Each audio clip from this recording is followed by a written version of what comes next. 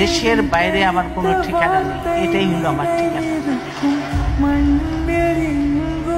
এই দেশ, এই দেশের মাটি, মানুষই আমার সবকিছু।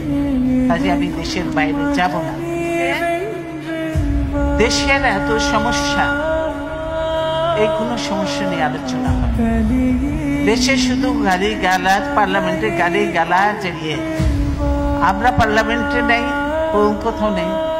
কিন্তু শুধু পার্লামেন্টে খালেদা জিয়া, তারেক রহমান আর জিয়াউর রহমানকে নিয়ে চলছে। তাদের যত গালি গালাজ আমাদের ইয়ে করছে।